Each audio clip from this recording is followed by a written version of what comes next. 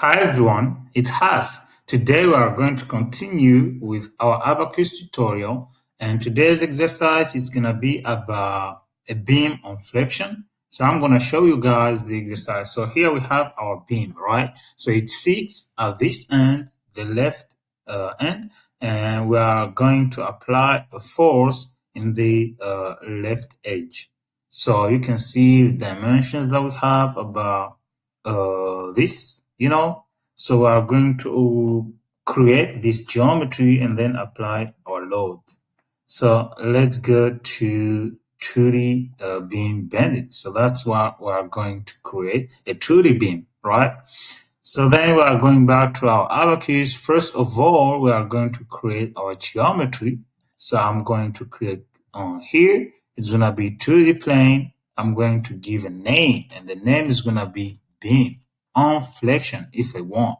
I just let it as beam. It's going to be deformable. So here we have the choice to choose, but I'm going to choose deformable because I want my structure to deform if the applied load is going to deform it. Because if I choose the rigid one, our structure will not be deformed, even if we apply a massive force. So in more realistic way, in this exercise, I have to choose deformable.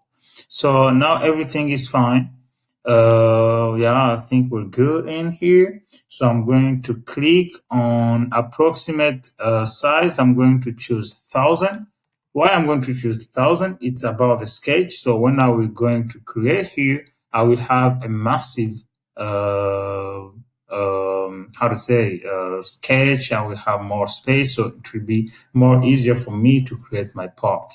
Let's click on continue. So you can see it's really big in here in my sketch. So I can create my part. I'm going to take the rectangle.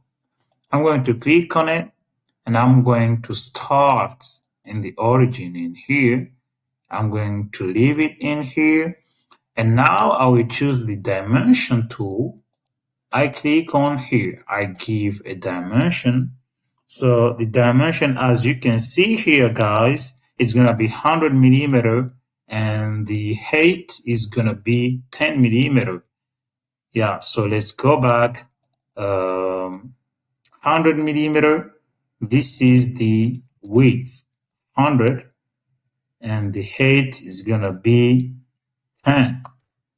So let's do this. I'm going to zoom it in here. So now we're good. What I can do is to click on this and then done. So now our part is created. So what I'm going to do right now is to create my material. So let's change here and to go on property.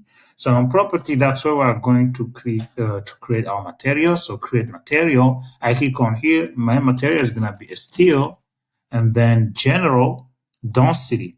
What's the density? The density is 7,800 or 7,900. So it's okay this way. And then I'm going on mechanical elasticity, then elastic, Young modulus 210, and then 000, because it's in megapascal. Why we are working megapascal? Because our part is millimeter. So if you are working, you choose millimeter to megapascal or meter to pascal. So as our geometry is created on millimeter scale, so it's going to be megapascal in our Young modulus. So then it's 0.3 as Poisson ratio. Okay, my material is created. Now I click on here to create the section. So beam section. This is the section because I want to apply this to my material, homogeneous, solid. So I think everything is fine on here. I click on continue, still, yeah, and then okay. Now I'm going to assign this. I click on here, I click my part, and then done. And then here beam section is clicked by default because it's the only section that I have. So everything is okay on here. I click OK. We can see the change in color. That means my section is being applied in my part. So now we finish with the property. Let's go on assembly. On assembly, I'm going to create an instance. we can just click on here, then okay. It's mandatory to create it on Abaqus, and then we can proceed step. Here on step, what we are going to do is to create a general static step. Why? Because this is the more used to it. It's not dynamic, it's not heat transfer. So I'm going to choose a static because we are going on static linear, or let's say linear static analysis. So general static, it's fine, continue. What I'm going to do on here is go on off. Let's go on incrementation. So increment size, let's keep all of this by default. I think it's okay to leave it as here. 100, yeah, it's fine. Or I can go 0.5. I can go 0.5 minimum and maximum the increment size. Yeah, let's go. Okay. Now my step is created. So to check it, you can go on the manager on here. You can see I have the step static general. So, okay. I can close it. And then now I go to interaction. I only have one part, so I don't need to go on interaction. So now let's go to boundary condition. Boundary condition, as we saw in here, we have a fixed support on here, and then we have an applied force in here. Let's say pressure, but I'm going to apply force. So let's click on here. Here is the load. Here is the boundary condition. So let's click on here. I'm going to choose symmetry. No, I'm going to choose displacement rotation, and then continue. I click on here, and then done. And as we can see, I can click on U1 because U1 is X, and then U2, it's Y, or let's say Y. So I can't have the Z because I only have I only have 2D part. So U1, U2 is going to be that. And then the rotation, let's click on here, 0, 0, 0. I don't need to put an amplitude. It's going to be ramp because I don't want to have different step and stuff. Only have one step, so it's ramp constant. Let's click on OK. Our boundary conditions applied, and now let's go to the load. I'm giving a name, a force, and then concentrated force, and I'm gonna click on OK. I'm gonna take this edge. No, I want to click on here. Let's do this.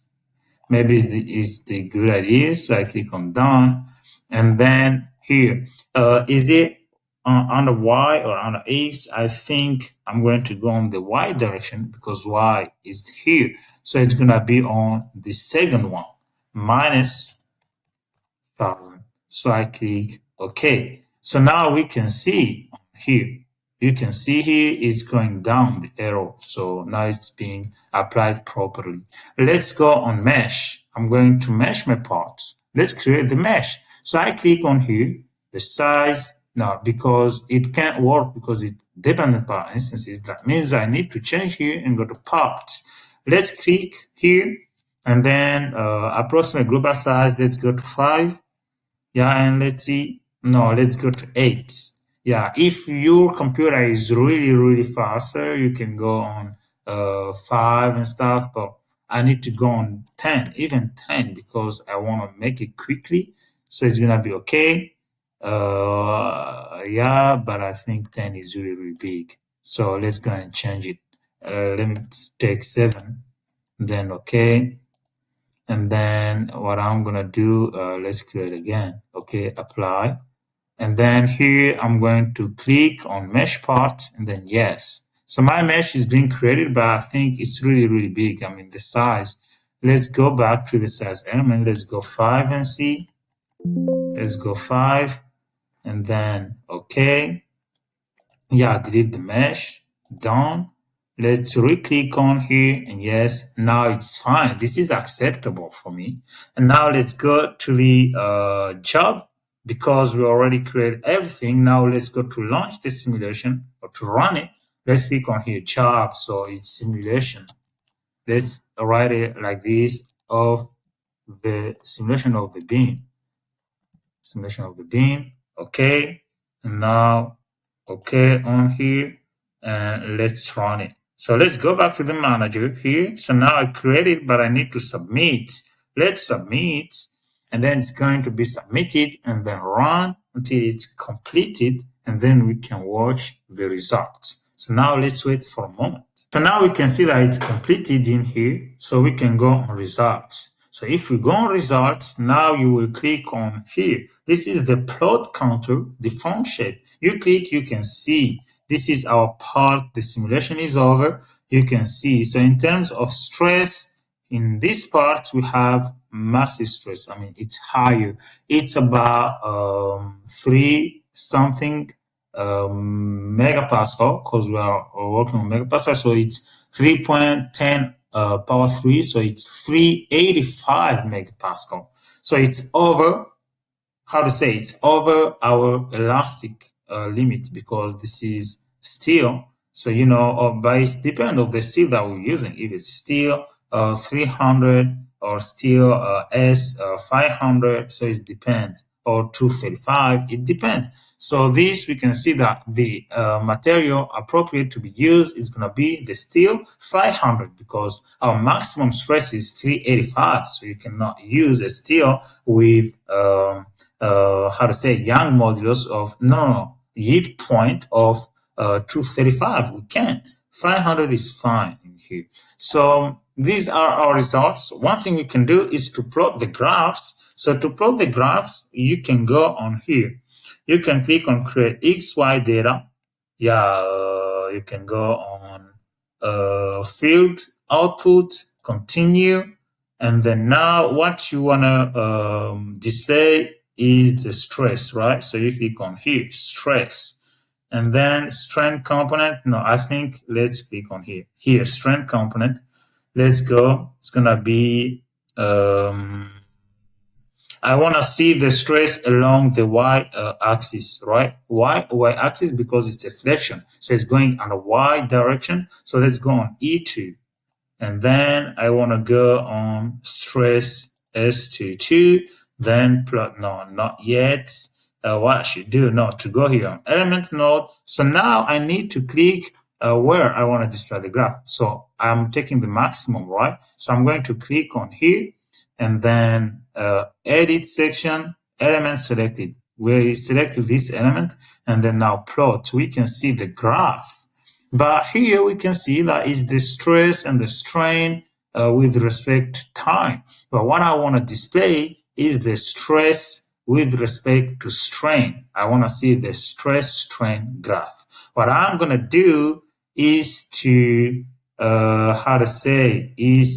close this, click here again, and then go to Opera XY data, continue. So now I'm going to have them here. I have the stress and the strain.